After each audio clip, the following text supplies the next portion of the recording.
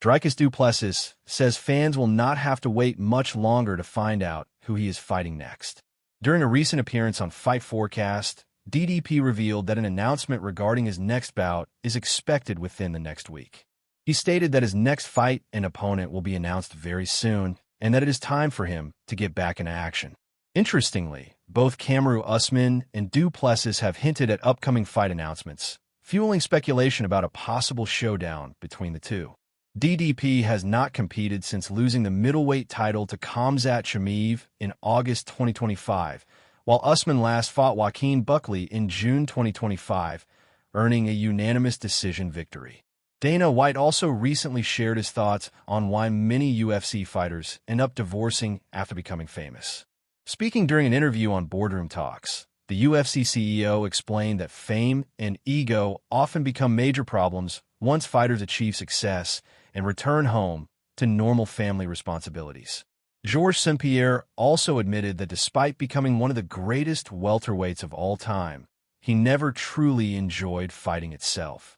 Speaking to Demetrius Johnson, GSP explained that the fear of losing and the physical damage made the sport difficult, but the feeling of victory made everything worthwhile. The reason I never liked fighting, I never really liked it. At first you can get hurt, but also it's heartbreaking. It's like you have done all this for ending up losing. It's the feeling is terrible. It's like terrible. But the winning is the highest. Yeah, when you win everything, you feel like everything, all that sacrifice was worth it, right? Absolutely. Some guys like, do you like fighting? How do you feel about fighting? I don't, now being removed from it, I'm not the biggest fan just because the financial aspect of it, right? But I think I think me fighting and like understanding like, okay, this is the problem, how can I figure this person out? I love that aspect of it, like the IQ of it and the gamemanship of it. I love that. But like hurting somebody, hitting somebody, I never liked. Athletic commissions rarely release fighter salaries anymore, but recent payout details for UFC Adesanya versus Pyfer were revealed in Washington. Israel Adesanya reportedly earned $500,000 despite losing the main event, while Joe Pyfer took home $400,000 after scoring the knockout victory. Alexa Grasso earned $260,000 following her impressive finish over Macy Barber, who made $85,000. Michael Chiesa also secured a major payday of $310,000 in his retirement fight, while Nico Price earned $75,000. Other disclosed salaries included Terrence McKinney with $140,000, Marcin Tybura with $180,000, Casey O'Neill with $126,000, Ricky Simon with $100,000, and Chase Hooper with $90,000 among others. UFC veteran Matt Brown also criticized Ronda Rousey, saying she missed an opportunity to redeem herself after returning to competition. Speaking with Damon Martin, Brown claimed there was no real accomplishment in defeating Gina Carano after such a long absence from combat sports, and described Rousey as a narcissist who needs therapy. 3. Carlos Prates says he wants to welcome Ilia Topuria to the welterweight division in the future. Speaking with Ariel Helwani, Prates expressed confidence that his next fight will be for the welterweight title. If he defeats Islam Makhachev, he would be interested in a potential super fight with Topuria. Prates also admitted that he plans to retire around the age of 35 or 36 because his body is already beginning to feel the long-term effects of fighting. Did anything change your opinion of Ronda Rousey? Because I think that was what, it almost felt like that was part of why she was coming back, because she wanted to have a better ending than she had in the UFC, which was... I know for me personally, and I think I speak for a lot of people, like there was no redeeming qualities for this card, and in terms of, you know, making us better fans, Ronda, like she, I don't like how she carried herself. I don't like how she spoke. I think she's a narcissist, and I think she's got, you know, a lot of mental issues, and I think she needs to maybe go to therapy or something, because you know, I think she should have let that go a long time ago. If she said she's come back, you know, for money, I get it. Okay, right? You're prize fighting. Come back, get a bag. Like, there's no redeeming quality about winning this fight? Like, you fought someone that hasn't fought in 17 years. Like, what are you proud of? There's nothing to be proud of. Francis Ngannou sent a respectful message to Felipe Lins following their recent MVP event fight.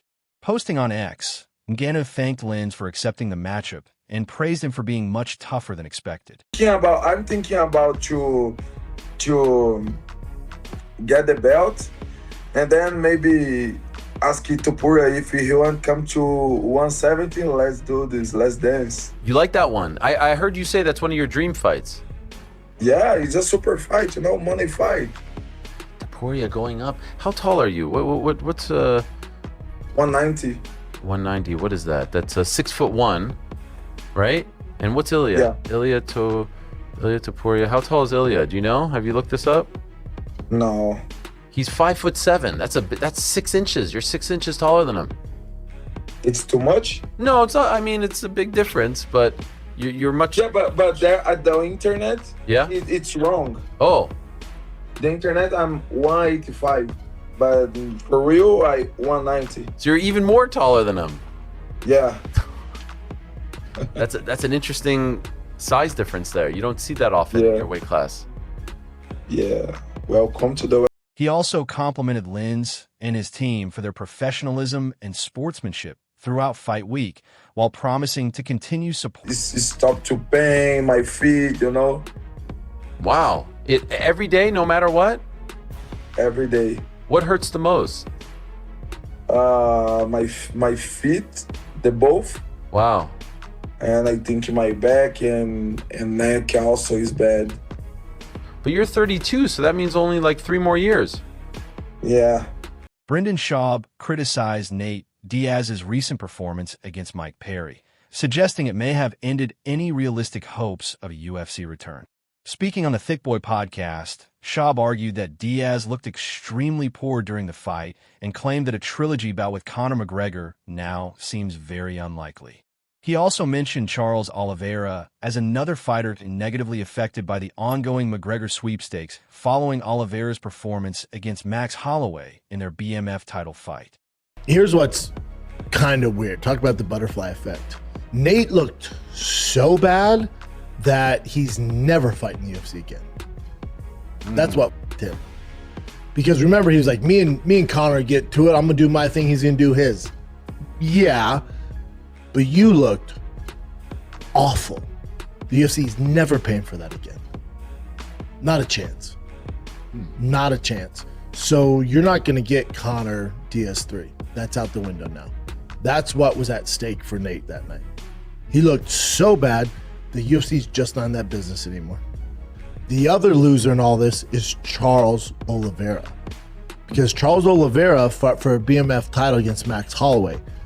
If he would have won that fight by striking, or if he would have at least made it entertaining, he would have got the Conor McGregor sweepstakes. Because they want Conor to fight for a belt.